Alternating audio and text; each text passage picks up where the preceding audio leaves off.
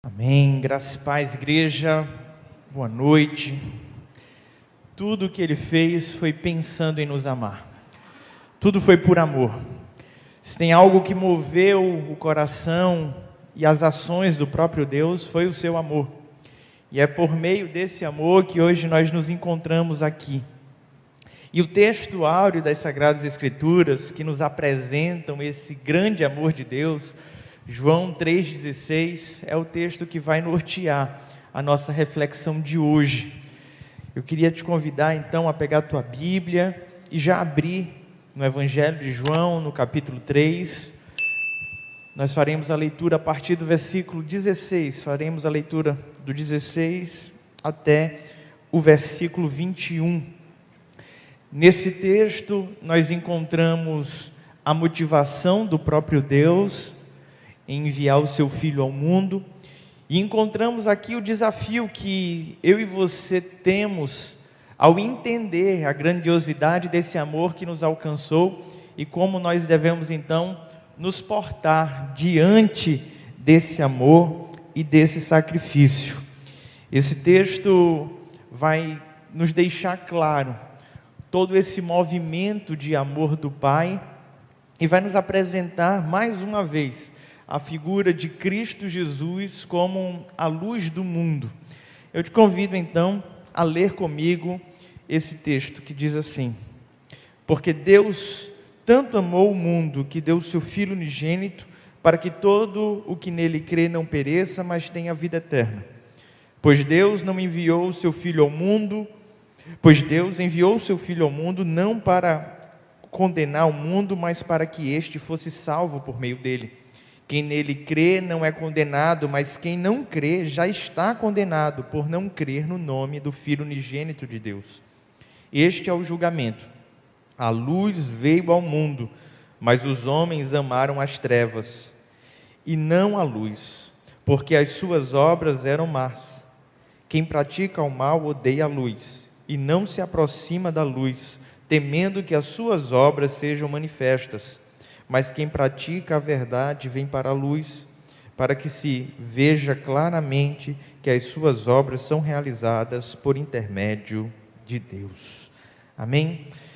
Feche teus olhos, vamos orar ao Senhor. Pai bondoso e querido, estamos diante da Tua palavra, cremos que ela é viva e eficaz e te pedimos, ó Deus, ministra a Tua santa palavra ao nosso coração, nos faz compreender, Pai, a grandeza do Teu sacrifício, e nos faz, ó Deus, tomarmos postura de filhos da luz. É no nome de Jesus que te oramos. Amém. Meus amados irmãos, na quarta-feira nós tivemos um episódio diferente aqui em nossa igreja. Uma das fases elétricas aqui de nossa igreja teve uma dificuldade e precisamos desligar tudo que era equipamento nosso, toda a iluminação, e aí ficou aquela discussão aqui entre o pastor Naum, eu decidindo onde é que vamos fazer o culto, então, já que não era possível fazer no templo, pois não tinha como ligar as máquinas de ar-condicionado, não tinha como ligar o som aqui no palco, não tinha luz. E a gente ficou pensando onde é que a gente iria fazer o culto. Eu acredito que em nenhum momento a gente chegou a cogitar cancelar o culto. Mas a gente saiu caçando na igreja algum lugar que tivesse uma fresta de luz. Onde tivesse um pouquinho de luz aparecendo, era ali que a gente ia fazer o culto. O pastor Naum deu a ideia da gente fazer aqui na entrada, nesse espaço coberto da igreja, que a gente acaba pegando a iluminação da própria rua, né? Tem uns postes ali, e no final sobrou um único refletor lá na quadra, que estava iluminando ali o espaço, e aí a gente decidiu botar ali as cadeiras em volta daquela luz, e fizemos o culto ali. E pensando a respeito disso, como hoje nós somos completamente dependentes da luz. E quando eu falo luz, eu não estou falando apenas luz, mas a energia elétrica. Nós somos completamente dependentes, não tem nada que hoje eu e você cogitemos fazer que não passe pela ideia de que aquele local precisa ter luz. Um dia desse eu fui visitar a terra do Mazinho, e chegando lá na terra do Mazinho, lá em Itarema, terra boa, umas praias bonitas, E aí eu vi muitas barracas de frente para a praia, que as pessoas constroem, mas que não tem energia elétrica, e elas levam só umas redes e faz tudo de forma bem artificial, bem, como é que eu poderia, natural, para ficar ali durante aqueles dias, né? O Mazinho até sugeriu da gente passar uma aventura ali naquele lugar, mas eu sou alguém muito urbano, e eu começo a me perguntar, o que é que eu vou fazer num lugar que não tem luz? Que não tem luz. Sabe, essa necessidade nossa hoje, ela não era da mesma forma no tempo bíblico.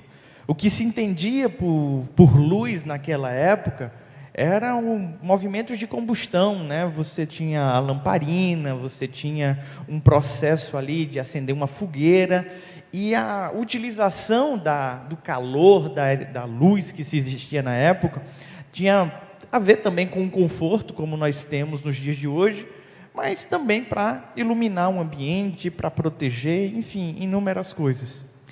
Quando Cristo Jesus vem ao mundo, a imagem que é trazida ao mundo é que Ele é a luz que vem para um mundo em trevas.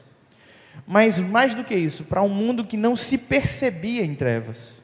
Uma coisa sou eu e você estarmos em casa e de repente sofrermos um apagão. Na mesma hora, a gente vai dar um jeito de ter algum foco de luz em casa. Hoje a gente não precisa mais da vela, você pega o celular e liga ali o flash do celular para iluminar o ambiente, você dá um jeito ali de ter um pouco de luz na sua casa.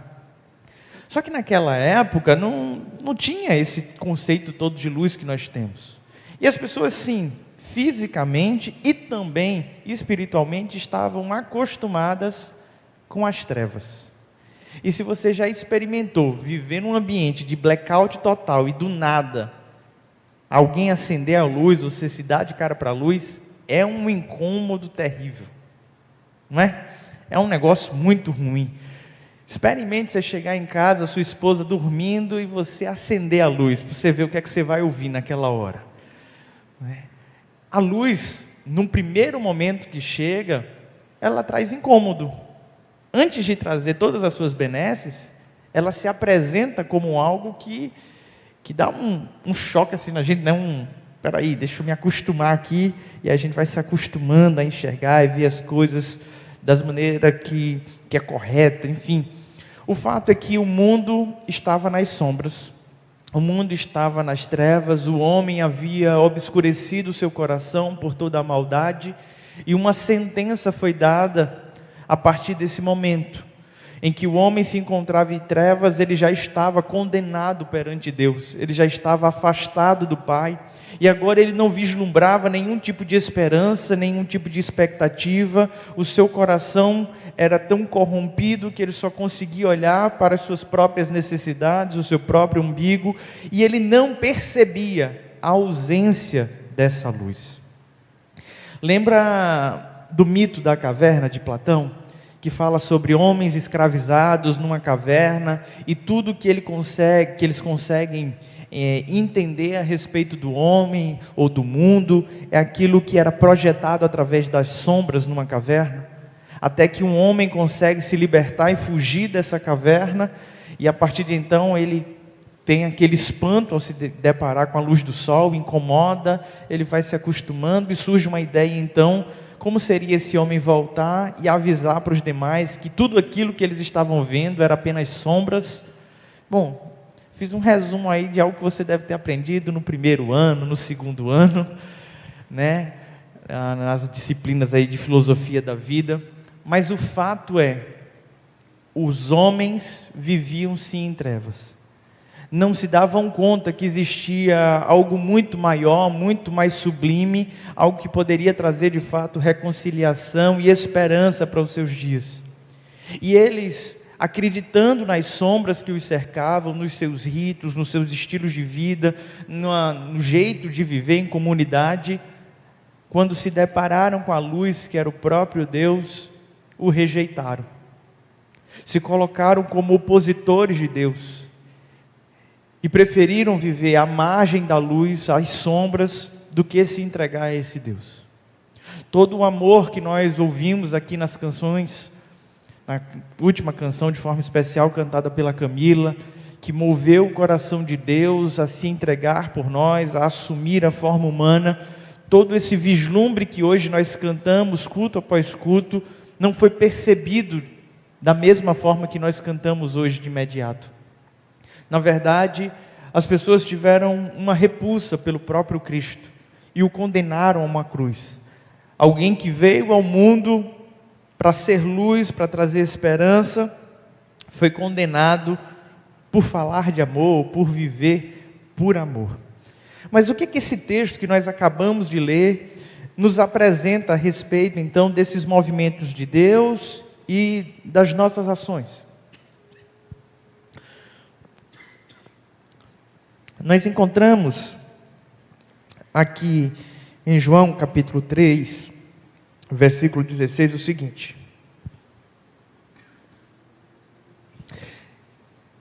Um momentinho só. O nosso auxiliar, pastor Léo, está providenciando algo.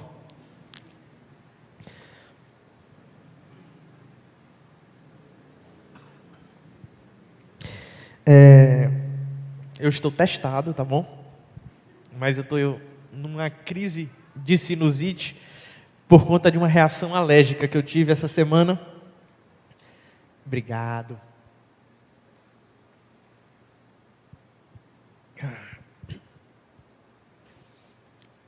Agora sim.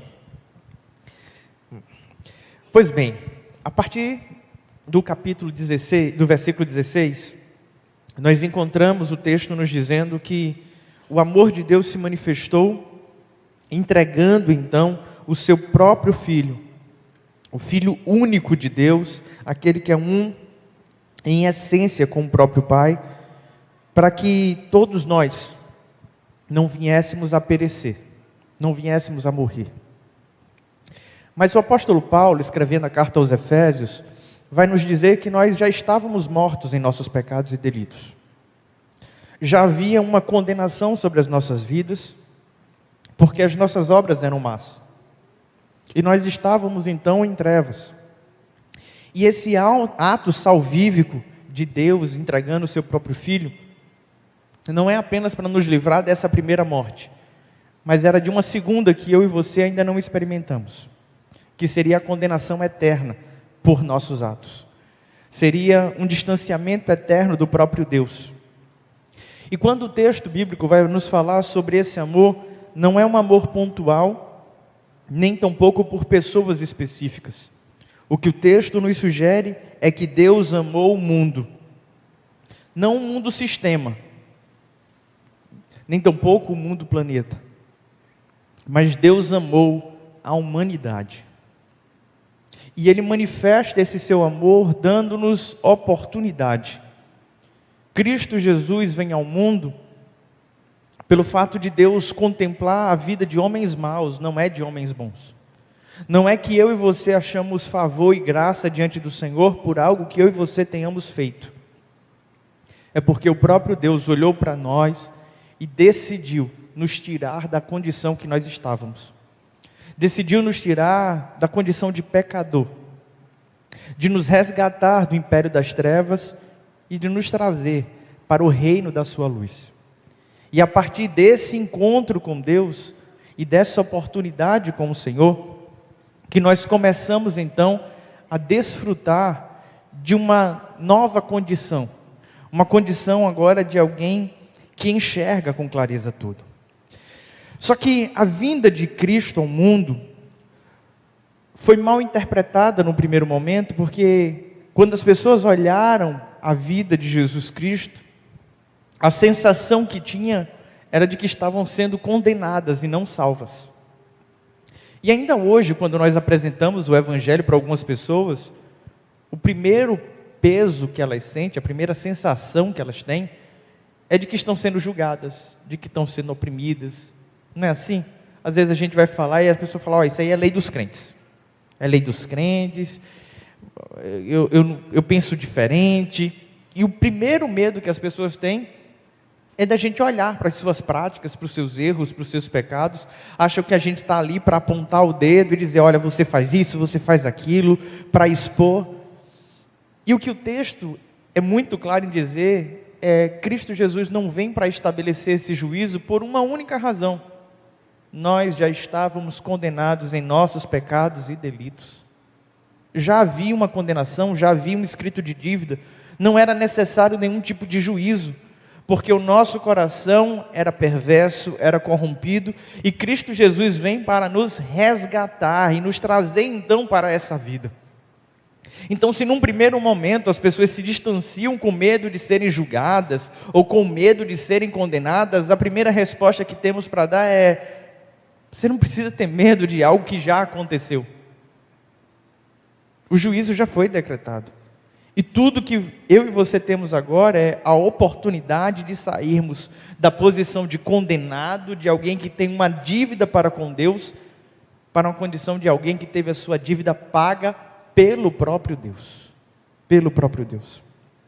E o versículo 19, que é o texto áureo aqui dessa nossa reflexão, vai nos dizer assim: este é o julgamento. A luz veio ao mundo, mas os homens amaram as trevas e não a luz, porque as suas obras eram más. As suas obras eram más. Diante da dureza dos seus corações, diante da maldade inerente na vivência humana, era muito mais fácil permanecer onde estavam do que dar um salto de transformação. Todas as mudanças são muito mais difíceis do que permanecer onde já estamos. Permanecer estagnados, permanecer no estado que já estamos, é muito mais fácil do que qualquer processo de transformação, do que qualquer processo de mudança. E diante desses cenários de mudança, nós que, grande parte dos irmãos que estão aqui, desfrutaram de uma transformação genuína, conseguem olhar para a vida antes de Cristo e depois de Cristo e perceber uma nítida diferença. São pessoas que, na sua caminhada, optaram por abandonar aquele homem que tinha uma natureza decaída e em trevas, que vivia à margem, nas sombras, e se entregar à verdade e à luz. Mas por que então esse processo é tão constrangedor e difícil? Por que as pessoas então rejeitaram essa luz e se apegaram às trevas? Essa é a questão que está em jogo até os dias de hoje. Por que então não aceitar o convite para a luz? Sabe, assim como no mito da caverna, fazendo alusão aos nossos dias, as pessoas que vivem num cenário de obscuridade não conseguem enxergar a luz da verdade. E hoje nós vivemos um cenário onde todos estão tentando relativizar tudo. O que é certo hoje? O que é ético hoje? O que é moral nos dias de hoje? É tão difícil a gente se posicionar. Na verdade, hoje estamos vivendo dias que é até difícil você apresentar os teus princípios, os teus valores, porque está tudo deturpado, está tudo distorcido. E aquilo que era para ser aplaudido e celebrado, na verdade é rechaçado e zombado. E tudo aquilo que é perverso, depravado, ganha mídia, ganha status, ganha poder, ganha dinheiro. Esse é o mundo que nós vivemos. E é o mundo que Deus amou. É o mesmo mundo. É o mesmo mundo. Só que o desafio que nós temos nos nossos dias é de perpetuar o reino da luz. Porque a partir do momento que Cristo Jesus se fez luz do mundo, e os homens rejeitaram, e Ele morre numa cruz, depois ressuscita, institui a sua igreja, o convite que Ele nos faz é para que eu e você sejamos filhos da luz. Para que eu e você hoje venhamos a andar na luz. E Ele repete isso inúmeras vezes. O próprio Senhor Jesus vai nos dizer no Sermão do Monte, que eu e você somos o sal da terra e somos a luz do mundo. Paulo, escrevendo a carta aos Filipenses, vai dizer que eu e você precisamos brilhar no meio de uma geração corrompida e depravada. A nossa missão no mundo é continuar trazendo as coisas para a luz. Por mais que as pessoas ainda estejam com seu entendimento obscurecido e queiram viver no caminho das trevas, é papel de todo cristão continuar lutando, militando essa batalha, apresentando a luz, entendendo que nessa caminhada, inúmeras vezes eu e você também seremos rejeitados. Se o próprio Deus, em figura humana, sendo a luz do mundo, foi rejeitado, o que dirá eu e você como filhos da luz hoje? É difícil ou não é difícil? E a gente está vivendo uma era onde os filhos da luz estão se travestindo de sombras para ver se consegue algum aplauso, se consegue algum holofote, se consegue algum espaço, e começa a perder completamente o sentido. A gente está vendo uma decadência moral no meio do nosso povo. A relativização tem tomado conta da igreja. E hoje fica difícil até você se declarar cristão, protestante, evangélico, qualquer uma dessas terminologias. Porque quando você olha para a mídia e as pessoas que estão lá, teoricamente, nos representando, elas parecem que perderam o brilho. Não é verdade? E eu me recordo da experiência de Moisés. A Bíblia nos fala que Moisés tinha um encontro com Deus, e naquele encontro com Deus a sua face brilhava. E o brilho da sua face era um brilho tão intenso que quando ele retornava, as pessoas tinham medo de estar na presença de Moisés, porque o seu rosto brilhava. E a partir daquele momento que o medo tomou conta do coração do povo, Moisés confeccionou para si um véu, que tampava então o brilho do seu rosto, para não assustar as pessoas que estavam à sua volta. E durante muito tempo, o entendimento dos judeus a respeito da experiência de Moisés, é que Moisés encobria o rosto, para que as pessoas não se assustassem. Mas o apóstolo Paulo, escrevendo a segunda carta aos Coríntios, nos traz uma nova revelação a respeito desse fato. E ele diz: Moisés cobriu o seu rosto para que as pessoas não observassem que o seu brilho desvanecia. Para que as pessoas não percebessem que o seu brilho não era mais como o de antes, que era um brilho agora decadente. Quantas vezes eu e você não temos experiência com o Senhor e o nosso rosto começa a brilhar, começamos a ser cheios da luz, da presença do Senhor, e à medida que vamos para o convívio familiar, para o trabalho, para as nossas atividades, o brilho vai desvanecendo, até que chega um momento que eu e você somos apenas mais um no meio da multidão. Hoje vivemos um fenômeno de crentes mascarados, não por conta da pandemia, mas porque vivemos da memória do brilho que já tivemos outrora. Vivemos do título de que já fizemos alguma coisa no reino. E a pergunta é, meu amado irmão e irmã, e essa pergunta eu estou fazendo de forma retórica, porque ela é muito mais para mim do que para vocês. Hoje, quando nós olhamos a nossa caminhada com Cristo, como é que está a intensidade dessa luz? Como é que está o brilho dessa luz? Será que no passado nós já fomos muito mais importantes enquanto luz para essa sociedade do que nos nossos dias? Será que antigamente você iluminava muito mais a sua casa e abençoava muito mais a sua família, e hoje você vive apenas da reputação que você criou em volta daquilo que você já vivenciou? Sabe, essa experiência com Moisés, ela sempre mexeu muito comigo. Porque se tem um desafio que nós temos nos nossos dias, não é de realizar um grande feito, mas é de viver em novidade de vida. Onde todos os dias eu e você possamos estar brilhando mais. Como diz o salmista, né? A caminhada do justo é como o nascer do dia, que vai brilhando mais e mais até ser dia perfeito. Não é assim? E na nossa vida a gente percebe desse jeito? A gente está brilhando mais e mais? E o que fazer então para brilhar mais e mais? O que fazer então para ter esse brilho da glória de Deus sendo repartido com as outras pessoas à nossa volta. O que a Bíblia nos sugere é que a luz, ela não vem do nada. E eu e você só podemos passarmos a ser filhos da luz quando temos contato com a luz primária que a tudo ilumina.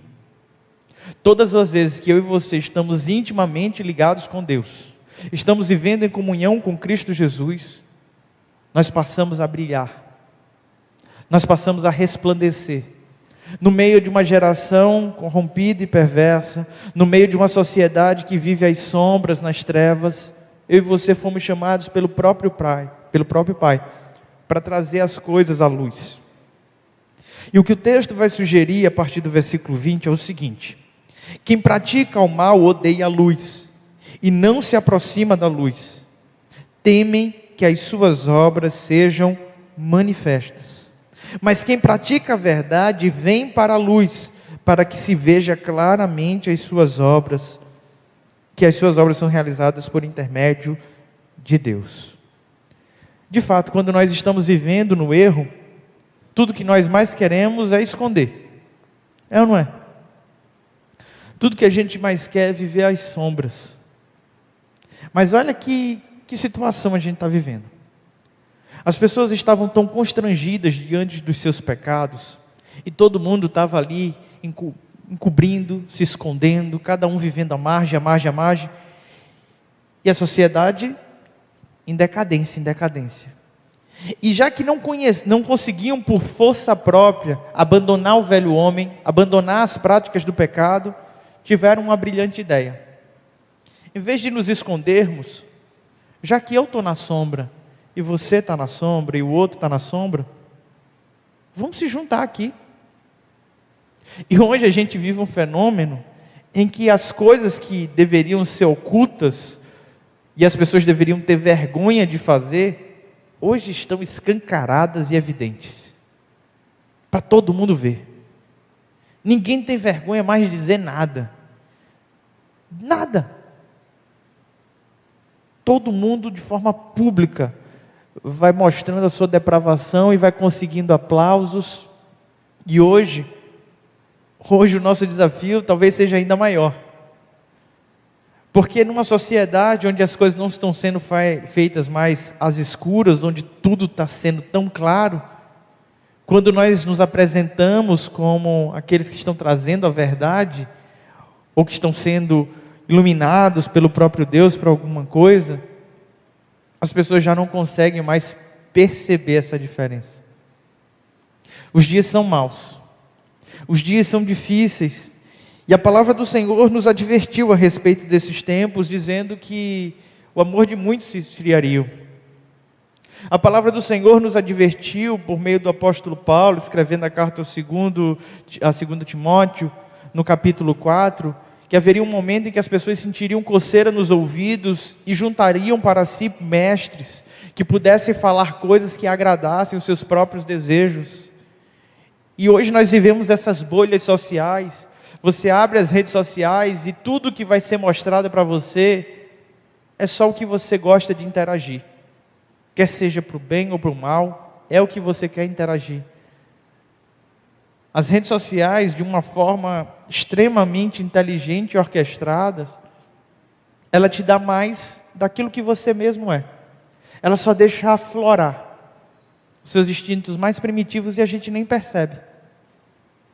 Nem percebe. A gente às vezes acha que é aleatório aquilo ali, mas não é. É uma série de combinações a todas as reações que você já teve.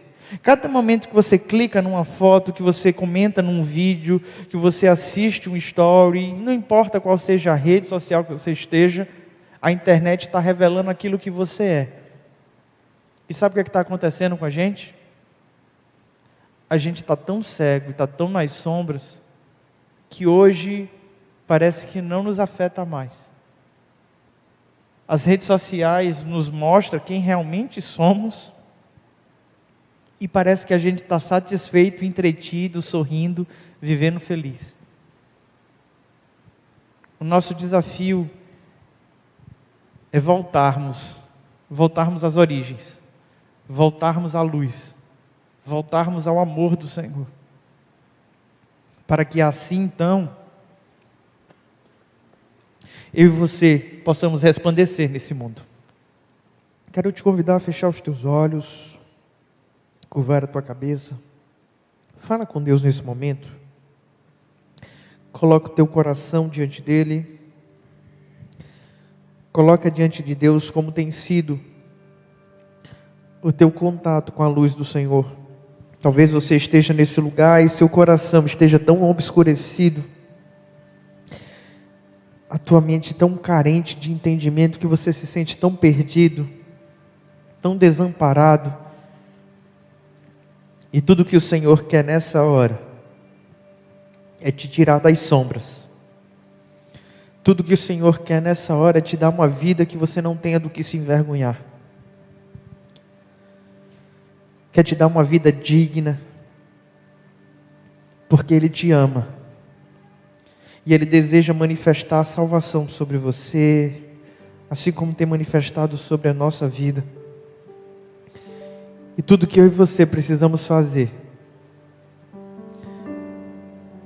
é permitir que essa luz invada as nossas trevas. É permitir que o Senhor nos revele quem realmente nós somos e nos transforme em filhos da sua luz. Se hoje você aqui deseja parar de viver às sombras, à margem, deseja entregar realmente a sua vida ao Senhor, eu te convido nesse momento a colocar de forma discreta a tua mão sobre o teu coração e fazer uma oração ao Pai, uma oração de entrega, uma oração de renúncia, uma oração de alguém que entende que era condenado e que a vida está sendo proposta, a tauba de salvação, a esperança de um novo tempo, de uma nova vida. Se você entende o amor de Deus e o desejo dEle para que você não morra, e hoje deseja abandonar a vida dupla, a vida em secreto, as coisas vergonhosas, e deseja vir para a luz, com a mão no teu coração, faz essa oração de entrega ao Senhor, dizendo assim: Senhor Jesus, eu te entrego a minha vida, eu te entrego tudo aquilo que estava escondido, tudo aquilo que me causa vergonha. Eu me arrependo do meu pecado, e eu te peço, Senhor, que a tua luz possa brilhar em meu ser. Senhor, meu Deus e Pai, coloco nesse momento diante de Ti a vida dos Teus servos e servas que estão repetindo essa oração. Que o Teu Santo Espírito faça morada sobre eles nessa hora e os convide para a Tua luz. Que eles possam resplandecer, Pai, como luzeiros nessa sociedade. Transforma-nos, Deus, em nome de Jesus.